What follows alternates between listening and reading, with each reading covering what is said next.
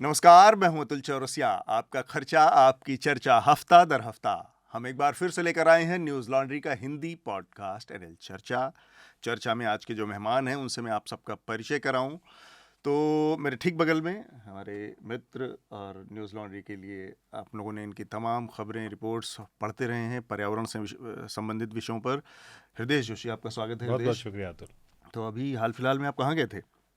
नहीं, हाल फिलहाल में तो आप ही ने जो काम लगाया है उसी में लगे हुए हैं, लेकिन इधर उधर बीच में और भी दूसरे काम करने होते हैं। लेकिन हिमाचल की स्थिति हिमाचल वाला, काफ़ी, तो हिमाचल पे भी हम अभी बात हम करेंगे आगे भी बताएंगे। और साथ में हमारे कॉलमनिस्ट आनंद वर्धन। आनंद, आपका भी स्वागत नमस्कार चर्चा में। नमस्कार। और साथ में हमारे न्यूज़ लॉन्ड्री के साथी विकास चांगला। विकास, आपका भी बहुत बहुत स्वागत है। जी सर, धन्यवाद। चर्चा को हम आगे बढ़ाने से पहले एक दो जल्दी जल्दी जो अनाउंसमेंट हैं, जानकारियां हैं हमारे श्रोताओं के लिए और हमारे सब्सक्राइबर्स के लिए, वो दे दें। एक तो आपके पत्र बहुत सारे आए हैं आनंद का, खासकर आपके लिए एक पत्र है, तो आज हम उस पर चर्चा भी करेंगे। कुछ आलोचना ही होगी। प्रेम पत्र है या आलोचना है? प्रेम पत्र प्रेम पत्र है। नहीं, प्रेम पत्र के भी दो आलोचना। मीनिंग होते हैं। हाँ वही तो, आलोचना नहीं, मतलब वो लोग कुछ विचारों से असहमति जिसको आप कह सकते हैं, आलोचना ही कह सकते हैं उसको। तो अपने लेटर्स हमें ज़रूर भेजिए। www.newslaundry.com/podcast-letters पे आप अपने लेटर भेज सकते हैं। इसमें चर्चा का मेंशन ज़रूर कीजिए और साथ में आप सीधे podcasts@newslaundry.com पर मेल भी कर सकते हैं। वहाँ पर भी आप सब्जेक्ट लाइन में चर्चा का जिक्र ज़रूर कीजिए। चर्चा के बारे में एक बहुत ज़रूरी जानकारी आप लोगों को देना, हम बार बार उसको मैं हर एपिसोड में दोहराता भी हूँ कि चर्चा बहुत जल्द पे वॉल के पीछे जाने वाली है। आपको पता है कि न्यूज़ लॉन्ड्री पूरी तरह से विज्ञापन से मुक्त एक मीडिया प्लेटफॉर्म है और अपने सब्सक्राइबर्स की मदद से हम अपना ये सारा संचालन करते हैं। जो भी आप तक खबरें पहुँच रही हैं, पॉडकास्ट और वीडियो रिपोर्ट, तो इसके मद्देनज़र हमने एक निर्णय किया और बहुत जल्द चर्चा भी सिर्फ अपने सब्सक्राइबर्स के लिए उपलब्ध होगी। तो आप सब लोग जिन लोगों ने चर्चा पसंद किया है और अभी तक सब्सक्राइबर नहीं है न्यूज़ लॉन्ड्री के लिए, उनके लिए जानकारी है। अब थोड़ा सा हिस्सा सिर्फ होगा सार्वजनिक रूप से वीडियो के रूप में, बाकी पूरा का पूरा पॉडकास्ट पे वॉल के पीछे होगा। तो आनंद, हृदय और तमाम अलग अलग समय पर बहुत सारे विषयों के विशेषज्ञ और पत्रकार चर्चा में हिस्सा लेते हैं। इनके राय, सलाह समसामयिक विषयों पर आपको अगर चाहिए तो आपको सब्सक्राइबर्स बनना पड़ेगा पूरी तरह से जानने के लिए। इसके अलावा एक जानकारी जो हम बार बार देते हैं कि अब हमारे विदेशों में जो मौजूद न्यूज़ लॉन्ड्री के सब्सक्राइबर्स हैं या हमारे शुभचिंतक हैं, जो न्यूज़ लॉन्ड्री के मर्चेंडाइज़ हैं, उनको अगर आप पसंद करते हैं तो वो आप हासिल कर सकते हैं, पा सकते हैं विदेशों में बैठे बैठे भी। इसके लिए आपको एक URL लिंक है kadakmerch.com/collection/newslaundry। इस पर आप जाके अपनी मनपसंद के मर्चेंडाइज़ न्यूज़ लॉन्ड्री के सारे खरीद सकते हैं।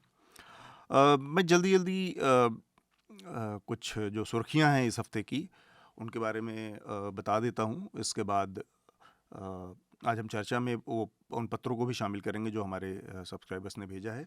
और सबसे पहले सुर्खियां, तो सबसे बड़ा जो इस हफ्ते की खबर है, सबसे बड़ी सुर्खी रही वो चंद्रयान-3 मिशन का सफलतापूर्वक चांद पर पहुंचना।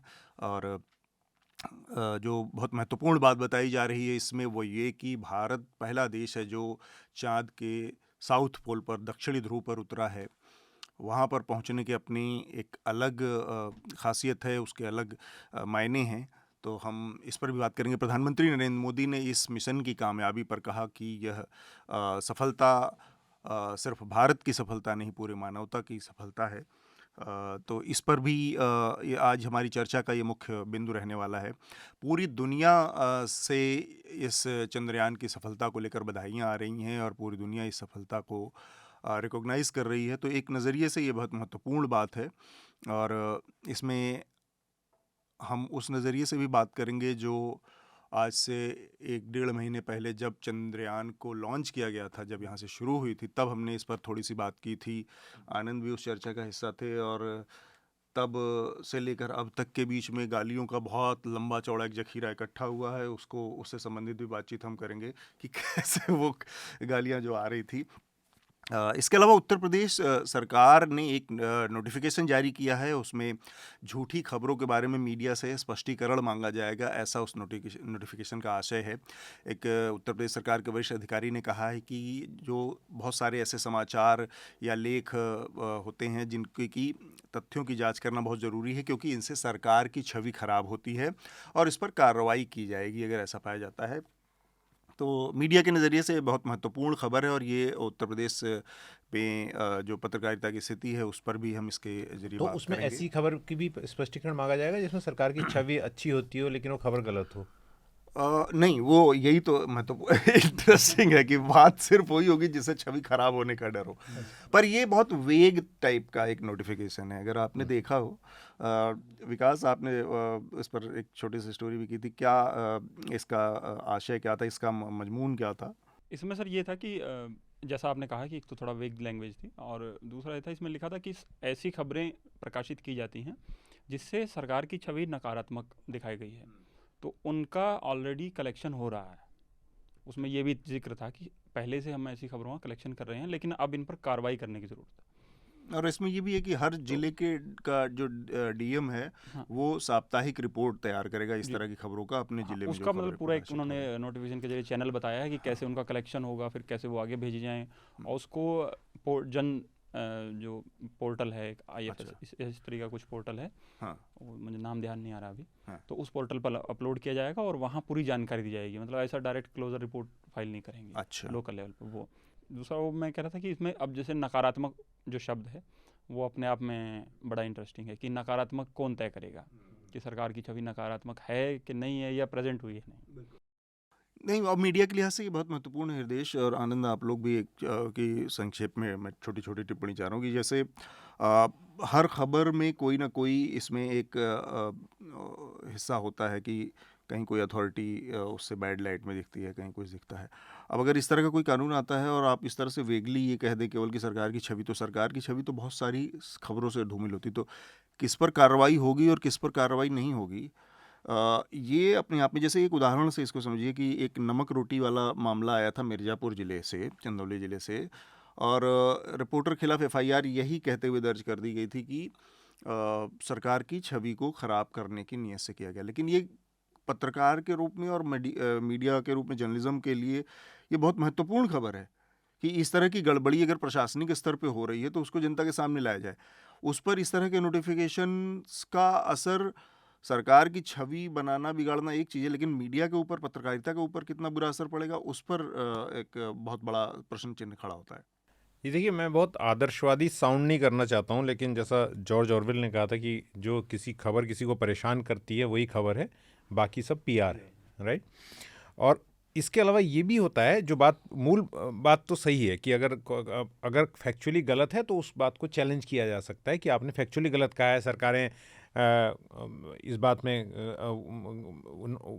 पहले से सवाल भी उठाती रही हैं, पूछती भी रही हैं और कहती भी रही हैं, रिबटल भी आते रहे हैं, उस पर अखबार भी अपना जवाब देते रहे हैं, मीडिया संस्थान जो खबर छापते हैं, माफीनामे भी छापे हैं लोगों ने। हाँ, माफी। लेकिन मैं दूसरी बात कर रहा हूँ, फैक्चुअली गलत में एक बड़ी ही खतरनाक, एक बड़ी बारीक लाइन है और ऐसी घटनाएं हुई हैं। कई बार ऐसा होता है कि पत्रकार रिपोर्ट करता है ग्राउंड से और बाद में डर के वही लोग जो उस वक्त सरकार जिस आधार पे वो खबर की गई होती है, और ये हमारी जो मित्र हैं और स्क्रोल की रिपोर्टर हैं, कम से कम उनका मुझे याद आ रहा है एक केस जो उन्होंने बनारस जाके एक स्टोरी की थी। बाद में उस महिला ने, जो दलित महिला थी, किसी वजह से उस बात से इनकार कर दिया कि मैंने इनको कोई ऐसा इंटरव्यू नहीं दिया। खुशकिस्मती से उनके पास ट्रांसक्रिप्ट था उसका। लेकिन कई बार क्या होता है कि लोगों के पास ऐसे सबूत नहीं होते, लेकिन हालांकि उन्होंने, और वो कहते हैं कि नहीं मैंने नहीं कहा ऐसा, तो उसमें फंसने का डर रहता है। और एक ब्लैंकेट वो है किसी भी सरकार द्वारा ये कहना कि हम सारी खबरों को इकट्ठा कर रहे हैं और उसके बाद कार्रवाई करेंगे, या तो उससे एक पहली लेयर डर की फैलती है। आनंद, इसमें तथ्य सही है या नहीं, ये एक महत्वपूर्ण बिंदु है। अभी कर्नाटक सरकार ने भी इसी सप्ताह एक IT मिनिस्ट्री की एक यूनिट बिठाई है जो कि गृह मंत्रालय के अंतर्गत आएगा, और वो भी फेक न्यूज़ को एग्जामिन करेगा, उसका परीक्षण करेगा। कर्नाटक में दूसरे पार्टी की सरकार है, तो और मेरे ख्याल से ये धीरे धीरे और अन्य राज्य सरकारें भी करेंगी। और इसे मैं फेक न्यूज़ को एग्जामिन करना सरकार का अपनी दृष्टि से गलत भी नहीं मानता हूँ। ये, और PIB की भी राज्य की इकाइयाँ हैं, जैसे PIB राष्ट्रीय स्तर पर काम करती है, उसकी राज्य इकाइयाँ भी हैं, जैसे हर स्टेट की अपनी। हाँ, तो वो भी सही है, क्योंकि मेरे ख्याल से जो सूचना है वो रेजिम न्यूट्रल होनी चाहिए। सूचना का एक बड़ा स्रोत है, और कई सारी सूचनाएं जो मीडिया संस्थाएं भी छापती हैं वो सरकार से ही आती हैं। तो उसमें कोई ऐसी बात नहीं है कि आप वो नहीं कर सकते। लेकिन जैसे कि एक बहुत दूसरे संदर्भ में मैं उदाहरण लूँ कि मैं 2-3 वर्ष पहले कुछ ब्रिटिश सिविल सर्विस ऑफिसर्स के रिकॉर्ड्स पढ़ रहा था, उनके संस्मरण पढ़ रहा था, और उन्होंने और कुछ आर्काइव्स भी पढ़ रहा था एक लाइब्रेरी में। तो उनसे मुझे कई बार लगा कि ब्रिटिश सरकार के जो तथ्य हैं वो कई मामलों में ज़्यादा पुख्ता हैं और ज़्यादा ठोस थे जो कि कई इतिहासकारों ने लिखा, क्योंकि उनको वो इतिहासकार जो हैं एक ख़ास दृष्टिकोण से तथ्यों को रखे। तो सरकारों के पास कई वजह हो सकती है गलत खबर रखने की, उसी तरह मीडिया संस्थानों की भी कई कारण हो सकते हैं सरकार के पक्ष या विपक्ष में तथ्यों को रखने का।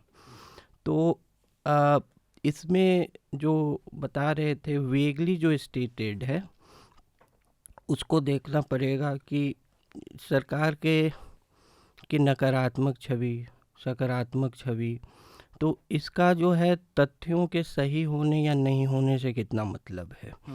इसका जो तर्कसंगत जो इसका निष्कर्ष होगा तभी पता चलेगा। आनंद ने पीआईबी की बात कही तो उसमें, और ये मूल बात से मैं सहमत हूँ कि खबर गलत नहीं होनी चाहिए, लेकिन यहाँ में मूल मेरा जो कंटेंशन है वो ये है कि सरकार जो है वो कह रही है कि नकारात्मक खबर है, गलत है तो हम चेक करेंगे। सरकार ये नहीं कह रही सिर्फ कि हम गलत खबर को चेक करेंगे, राइट। दूसरी बात यह है कि पीआईबी की जहाँ तक बात है, पीआईबी ने कई लोगों को हरास करने की कोशिश की है पिछले कुछ वक्त में। हमारे जो एक और सहयोगी हैं रिपोर्टर्स कलेक्टिव के, उनकी रिपोर्ट पर पीआईबी ने पूरा एक चला दिया आधार को लेकर कि इन्होंने जो खबर की है वो जो है वो गलत है। ठीक है, वो बिल्कुल ठीक है कि आपने खबर को काउंटर करने की कोशिश की, उसका रिपोर्टर्स कलेक्टिव ने भी उसको काउंटर किया उनकी बात को। लेकिन दूसरी बात ये भी देखने में आ रही है कि कई बार संवैधानिक पदों में बैठे हुए लोग झूठ बोल रहे हैं, तो उस वक्त क्या फैक्ट चेक होगा, ये एक बड़ी चीज़ है, क्योंकि उनकी खबर वैसे कि वैसे रिपोर्ट हो जाती है। हाँ। और हम टीवी चैनलों को देख रहे हैं, अब पता नहीं इसमें टीवी चैनल कवर हो रहे हैं या नहीं हो रहे हैं, इसमें सारे हाँ, समाचार पत्र और हाँ, समाचार वो, माध्यम, हाँ, माध्यम में हाँ, आप यूट्यूबर को भी लाएंगे, चैनल हाँ, को भी लाएंगे। तो ये एक जो है ना कि आपका इंटेंट क्या है, कॉज ऑफ एक्शन क्या है, ये एक बहुत इंपॉर्टेंट चीज़ यहाँ पर इसमें है। और बाकी जो बातें हैं वो अपनी जगह बिल्कुल सही हैं। देखिए इसमें क्या है कि सिस्टम की जो न्यूट्रलिटी वाली बात आपने इतना अच्छे से इसको पूरा रख दिया है। एक चीज़ बस जोड़ दी, सिस्टम आपने जो पहली लाइन कही थी कि केवल नकारात्मक खबरें ही आएंगी या जो सरकार के पक्ष में गलत खबरें होती हैं वो भी आएंगी। जैसे इसका उदाहरण ये है, देखिए कि अभी पिछले हफ्ते दैनिक जागरण ने एक खबर चलाई, 8 कॉलम की फ्रंट पेज पे खबर छपी कि भारत ने फिर से पाकिस्तान में की सर्जिकल स्ट्राइक। अब इस खबर का ऑफिशियल खंडन सेना ने कर दिया, उसी दिन कर दिया, इमीडिएट कर दिया, नोटिस भेजा जा चुका है दैनिक जागरण को। इसके बावजूद दैनिक जागरण ने अभी तक इस मामले में कोई स्पष्टीकरण नहीं दिया, ना उन्होंने अपनी स्टोरी को रिट्रैक्ट किया, ना कोई माफीनामा मांगा, ना कोई स्पष्टीकरण दिया। कहने का मतलब ये साफ साफ एक इंस्टीट्यूशन कह रहा है कि ये खबर गलत है, ये झूठ बोल रहे हैं, दूसरा मीडिया संस्थान इस मामले में। लेकिन ये चूंकि बहुत सारी नैरेटिव को जो है उसको सूट करता है, उसको फील गुड देता है, तो इस पर ये सरकार की जो ये यूनिट बनाने की बात है या इस तरह की जो इकाइयां हैं, जो नज़रिए से पीआईबी भी फैक्ट चेक करती है, उस पर उनकी चुप्पी। हालांकि पीआईबी ने इस पर फैक्ट चेक डाला है कि ये खबर गलत है, लेकिन कार्रवाई वाली जो बात है या नकारात्मक छवि वाली बात, वो केवल नकारात्मक छवि जब सरकार के खिलाफ होगी, सरकार के नैरेटिव को सूट करेगी, तो इस तरह की खबरों पर प्रतिबंध का कोई वो नहीं है कि उस पर कार्रवाई हो जाए। दैनिक जागरण को इस बात का कोई रंच मात्र रत्ती भर भी फर्क नहीं पड़ा कि वो कोई स्पष्टीकरण जारी करे। और ये बात आनंद ने सही याद दिलाई कि कर्नाटक की उन्होंने जो बात कही, और यही दूसरे राज्यों में भी, चाहे झारखंड हो, छत्तीसगढ़ हो, वहाँ भले ही नोटिफिकेशन नहीं आया है, लेकिन इस तरह की बात है कि सरकार की अगर आप नेगेटिव खबर करेंगे तो you have to be on very strong wicket. चलिए जल्दी से हम बाकी सुर्खियों को भी एक बार देख लेते हैं। एक तो प्रधानमंत्री नरेंद्र मोदी पिछले हफ्ते 3 दिनों के ब्रिक्स शिखर सम्मेलन में हिस्सा लेने के लिए दक्षिण अफ्रीका गए थे। वहाँ पर उन्होंने चीन के राष्ट्रपति शी जिनपिंग के साथ उनकी बायलैटरल द्विपक्षीय मीटिंग भी हुई अलग से, और पीएम मोदी ने शी जिनपिंग से इस द्विपक्षीय बातचीत में जो लद्दाख के इलाके में, गलवान घाटी के इलाके में सीमाओं का विवाद है उस पर बातचीत की है, ऐसा बताया जा रहा है। और प्रधानमंत्री ने चीनी राष्ट्रपति को ये संदेश दिया है कि दोनों देशों के बीच में विकास और शांति को कायम रखने के लिए, बनाए रखने के लिए सबसे ज़रूरी है कि जो सीमाएं हैं उसका सम्मान किया जाए दोनों पक्षों की तरफ से। इसके अलावा अगली खबर भी ब्रिक्स से ही है, जो कि ब्रिक्स आपको मालूम है कि 5 देशों का एक संगठन है, जिसमें भारत है, साउथ अफ्रीका है, रसिया है, चाइना है और ब्राज़ील था। अब इसमें 6 नए देशों को शामिल किया गया है, Argentina, Egypt, Ethiopia, Iran, Saudi Arab और यूएई, यूनाइटेड अरब अमीरात। तो ये 6 नए देशों को आमंत्रित किया गया है ब्रिक्स का सदस्य बनने के लिए। अगर समय रहा तो थोड़ा सा आनंद इस पर आपसे बातचीत करेंगे कि इस ग्रुपिंग का मकसद, इसके हासिल, इसके लक्ष्य क्या हैं, खासतौर से जो कॉमन करेंसी की बात है। हाँ। और अगली खबर है जो सुर्खी है वो है कांग्रेस से। कांग्रेस के जो नए निर्वाचित अध्यक्ष, नए तो नहीं, साल भर हो गया मल्लिकार्जुन खड़गे को अध्यक्ष बने, अब जाकर उन्होंने अपनी टीम, जो कि कांग्रेस पार्टी की सबसे जो टॉप डिसीजन मेकिंग बॉडी है, कांग्रेस वर्किंग कमेटी CWC, उसका गठन अब उन्होंने जाकर किया है। और इसमें 2-3 जो है नए चेहरे हैं जो कि जिनको लेकर चर्चा है। उसमें शशि थरूर को शामिल किया गया है। शशि थरूर इस लिहाज से थोड़ा सरप्राइज़ हैं लोग कि शशि थरूर अध्यक्ष पद का चुनाव मल्लिकार्जुन खड़गे के खिलाफ लड़े थे जब अध्यक्ष पद का चुनाव था, तो उनकी एंट्री को लोग थोड़ा आश्चर्य की निगाह से देख रहे हैं। इसके अलावा सचिन पायलट, जो कि जिनको माना जा रहा है कि राजस्थान की राजनीति में जो उठापटक है उसमें उनको अकोमोडेट किया गया है CWC में, ताकि राजस्थान का मसला चुनावी साल में खासकर देखते हुए सिमट जाए और उसको ज़्यादा नुकसान ना हो। इसमें एक बात जो आपने कही, 2 नाम लिए ना, ये जो CWC है, इसमें मल्लिकार्जुन खड़गे काफ़ी एक्सपीरियंस्ड हैं, तो उन्होंने, मुझे लगता है डिसग्रंटल्ड जितने भी लोग हैं या उनको साइडलाइन जो महसूस कर रहे थे उनको लाने की कोशिश की। जैसे यहाँ से आपने शशि थरूर की बात कही, वो थोड़ा अपनी इम्पोर्टेंस कम होते हुए देख रहे थे, जो भी उनकी इम्पोर्टेंस या वो है ज़रूरत है। दूसरा सचिन पायलट का, उधर छत्तीसगढ़ से ताम्रध्वज साहू को, सचिन पायलट के अलावा तरुण गोगोई, मध्य प्रदेश से बहुत छोटे कोई हल्के फुल्के नेता हैं क्या, मतलब ऐसे हल्के फुल्के इन द सेंस कि उतना बड़ा उनका कद नहीं, पटेल क्या नाम है उनका, उनको भी इस तरह के नए लोगों को भी शामिल, कर्नाटक से भी लोगों को लेके आए हैं। तो यानी एक पॉलिटिकल उन्होंने कोशिश की है कि तो इस टीम में कुल 39 लोग हैं। इसके अलावा राहुल गांधी और सोनिया गांधी भी हैं, गांधी परिवार का भी दखल है उसमें। एक खबर छत्तीसगढ़ से। छत्तीसगढ़ के मुख्यमंत्री भूपेश बघेल के 3 सहयोगियों के ऊपर ईडी ने छापेमारी की है, और जब ये छापेमारी की जा रही थी उस दिन भूपेश बघेल का जन्मदिन था। भूपेश बघेल ने ट्वीट कर बधाई दी सरकार को और अमित शाह को तंज करते हुए कि मेरे जन्मदिन पर ईडी का यह तोहफा मुझे केंद्र सरकार की तरफ से, मोदी जी और अमित शाह की तरफ से मिला, इसके लिए उनको बहुत बहुत धन्यवाद। इनमें जो 3 लोग हैं, ये तीनों बहुत मुख्यमंत्री के करीबी लोग हैं, जिसमें उनके राजनीतिक सलाहकार विनोद वर्मा हैं। इसके अलावा 2 OSD हैं, officer on special duty, Manish Banchhor और आशीष वर्मा, ये 2 लोग भी हैं। तो इनके ठिकानों पर ईडी की छापेमारी हुई है, इनके यहाँ से चीज़ें जब्त भी की गई हैं। हिमाचल प्रदेश की बात हम बार बार कर रहे हैं। हिमाचल प्रदेश में मानसून में आई जो बाढ़ और टॉरेंशियल रेन है, लगातार बादल फटने की घटनाएं हैं, लगातार जारी हैं। पिछला हफ्ता भी कमोबेश वैसा ही बीता। हमने देखा मंडी इलाके में किस तरह से एक पूरा का पूरा इलाके में भूस्खलन हुआ, रिहायशी इलाके में भूस्खलन हुआ और बड़ी बड़ी बिल्डिंगें ध्वस्त हुई हैं। इसमें फिर से 12 नए लोगों की मौत हुई है। टोटल अब तक जो जानकारी आ रही है करीब 250 लोगों की मौत हो चुकी है हिमाचल में। हृदय, जब आप वहाँ पर थे तब आपने क्या देखा, और अभी ताज़ा आपके जो वहाँ पे जो हालात है उस पर आपके क्या लोग बता रहे हैं वहाँ के? देखिए, 250 की जो फिगर आप बोल रहे हैं ये एक बहुत कंजर्वेटिव एस्टिमेट है और ऑफिशियल फिगर है। 400 लोग, जब मैं भी बात कर रहा था वहाँ के जो मिनिस्टर्स हैं कुछ, उन लोगों से, तो वो मानते हैं कि ये इलाका, ये संख्या 400 के आसपास है। उसमें लोगों को ये जानना ज़रूरी है कि उत्तराखंड की तरह हिमाचल जो है, अभी जो इसरो की इसी साल अप्रैल में एक लैंडस्लाइड एटलस उन्होंने प्रकाशित की थी, तो 12 के 12 ज़िले लैंडस्लाइड प्रोन हैं हिमाचल के। जैसे उत्तराखंड के जो 2 ज़िले, सारे बहुत 10 ज़िले हैं उत्तराखंड के भी उसमें 13 में से, लेकिन 2 ज़िले नंबर 1 और 2 जो है उस पूरी एटलस में वो उत्तराखंड के ही हैं। अच्छा। तो उसी हिसाब से ये लैंडमास एक ही है मिला हुआ। तो यहाँ की भी हाल है।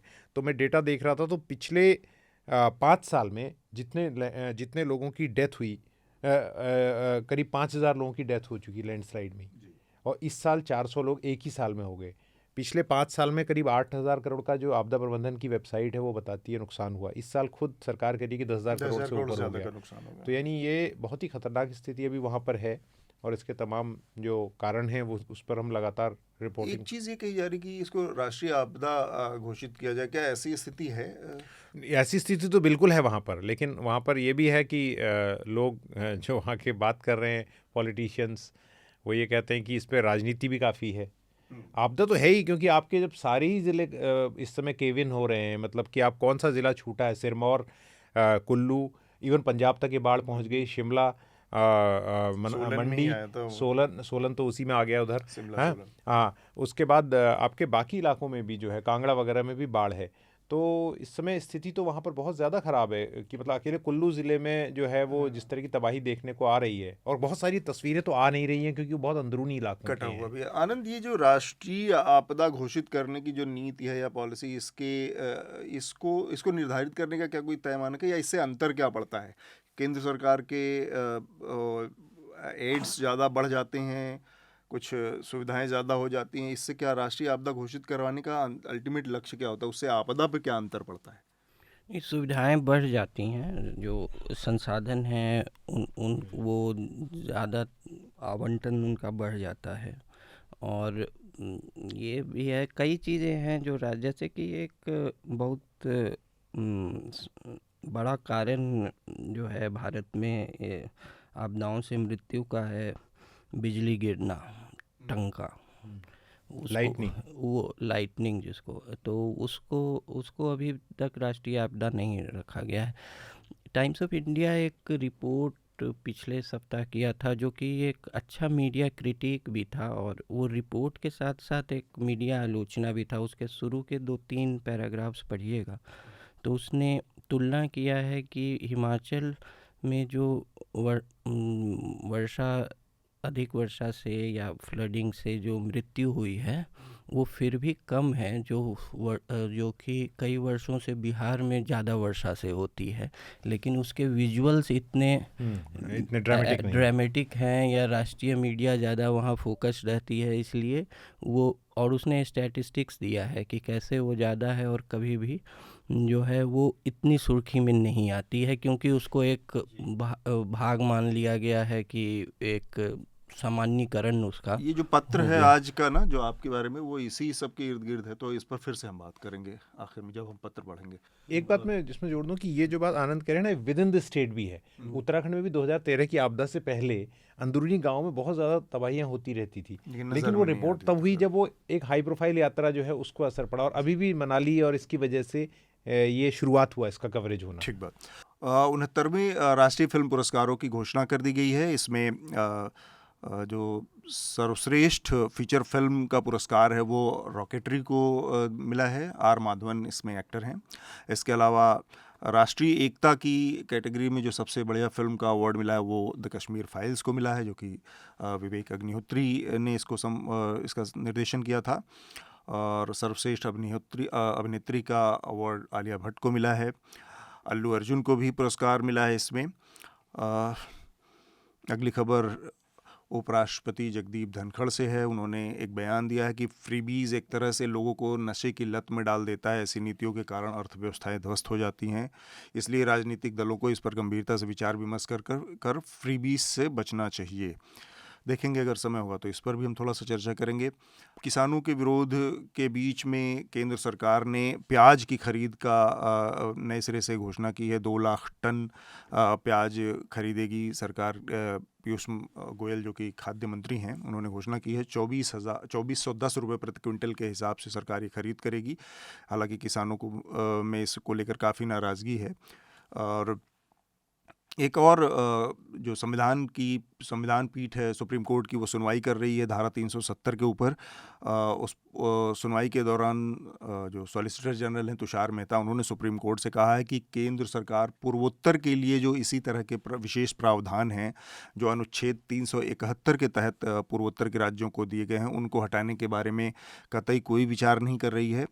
उन्होंने यह जवाब कांग्रेस नेता मनीष तिवारी की आशंकाओं के जवाब में सुप्रीम कोर्ट के सामने दिया था। तो ये इस हफ्ते की सुर्खियां हैं। हम चर्चा को शुरू करते हैं। सबसे पहले जो चर्चा का जो पहला बिंदु है वो है चंद्रयान 3 का पहुंचना। और चंद्रयान 3 की पहुंच और ख़ासकर साउथ पोल पर पहुंच को काफ़ी विशेष माना जा रहा है। और भारत के नज़रिए से नहीं, पूरी दुनिया विश्व समुदाय से भी इसको लेकर काफ़ी सराहना और तारीफ़ हो रही है कि वहाँ तक पहुँचकर उसमें। तो थोड़ी सी जानकारी और दे दूँ कि चंद्रयान 1 जो था, पहला था, वो 2008 में चाँद पर पहुँचा था। हालांकि उसका मकसद सिर्फ इतना था कि भारत चाँद पर अपना यान भेजने में सफल रहा था और उसके आगे का उसका कोई बहुत एम्बिशियस प्लान नहीं था।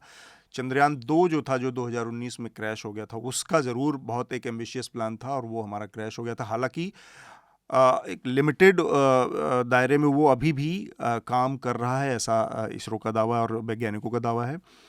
इसके बाद ये अब अचीवमेंट है जहाँ एक सफलता मिली है, जिसमें कि चाँद के जो दक्षिणी ध्रुव है उस पर चंद्रयान 3 को उतारने में सफलता मिली है और वहाँ से लाइव तस्वीरें आ रही हैं। प्रधानमंत्री का बयान आया कि ये सिर्फ हमारे लिए नहीं बल्कि पूरी मानवता के लिए एक महत्वपूर्ण पड़ाव है। आनंद, हम लोगों ने पहले भी बात की थी और लेकिन सबसे पहले मैं अभी जो बात इस चंद्रयान के पहुंचने के बाद कही जा रही है, जो सफलता के नज़रिए से कि दक्षिणी पोल पर पहुंचना, क्योंकि वहाँ के आसपास बताया जा रहा है, इस लिहाज से बहुत महत्वपूर्ण है कि शायद वहाँ पर पानी या बर्फ़ के रूप में वो एलिमेंट्स मौजूद हैं जो कि लाइफ की ओर इशारा करते हैं। हाँ, वही तो वैज्ञानिक जो इसके पक्ष हैं वो और ज़्यादा जो विशेषज्ञ हैं वो बता पाएंगे, लेकिन आपका वो है और कई मायनों में भी महत्वपूर्ण है। जो मिनरल हैं या वाटर है या फिर और भी चीज़ें जो हैं, और भविष्य में जो अंतरिक्ष के लिए ऐसा भी माना जा रहा है कि लॉन्च पैड भी चांद बन सकता है कई देशों का। तो जो ग्लोबल कॉमन्स हैं इंटरनेशनल रिलेशंस में, जो मतलब कि पूरे विश्व की जो है कॉमन संपत्ति है, उसमें उसकी भी एक होड़ कह सकते हैं, लेकिन वो भी एक रूप ले सकती है भविष्य में, तो उस लिहाज से भी। और जो प्रौद्योगिकी में भारत की जो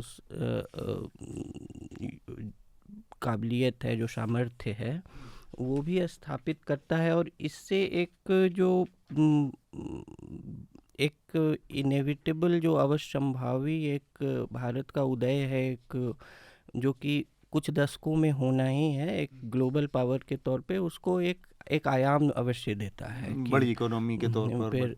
और कई कारण हैं जिसके कारण वो जो है, मैंने कई बार कहा है, वो रेजीम न्यूट्रल है। जो भारत जो है कुछ दशकों में जो एक विश्व की बड़ी शक्ति स्थापित होगा, इसमें जो है कोई भी कुछ उसमें उठा पटक इधर उधर व्यवधान आएंगे, लेकिन कुछ जो इतिहास का कुछ एक इतिहास की एक गति होती है, वो स्वाभाविक गति में होगा और उसमें ये सब इम्पेटस का काम, ये सब जो है एक प्रोफाइलिंग में होगी। इसके जो है विक्रम साराभाई ने जब 50 के दशक में जब स्पेस ऑर्गेनाइजेशन बन रहा था, उस समय जो तृतीय विश्व के नज़रिए से इसका आकलन किया था, उसमें ये उनका एक वाक्य था जो कि किसी समाचार पत्र में कल मैंने पढ़ा कि भारत तृतीय विश्व के देश के तौर पे चांद पे जाना एफर्ट कर सकता है, यह प्रश्न नहीं है। प्रश्न ये कर सकता है, ये जो प्रश्न यह है कि यह अवसर वो जो है मिस नहीं कर सकता है, क्योंकि ये है, इसको इस तरह से देखना चाहिए। और कई कारण उन्होंने बताए कि ये ज़रूरी है एक तृतीय विश्व की। तो चीन और रशिया और अमेरिका के बाद चौथा ऐसा देश बनना, और कई ये भी है कि ये बहुत ही सुगम जो है परियोजना नहीं है, इसमें जो है असफलता का दर बहुत ज़्यादा है। वीडियो का हिस्सा यहीं पर समाप्त करेंगे। बहुत बहुत शुक्रिया। पॉडकास्ट जहाँ पर भी आप देखते हैं उस पर जाकर इस पूरे पॉडकास्ट को सुनें, चर्चा के बारे में अपनी राय और सलाह जरूर दें। धन्यवाद। पत्रकारिता का नासूर बन चुके विज्ञापन के मॉडल को खारिज करके खबरों की इस दुनिया को बदलिए, ताकि पत्रकारिता आपके लिए जवाबदेह बने। newslaundry.com/subscription पर क्लिक कीजिए और अपने मन मुताबिक पेमेंट का विकल्प चुनिए, क्योंकि हमारे सब्सक्राइबर्स का नारा है, मेरे खर्च पर आजाद हैं खबरें।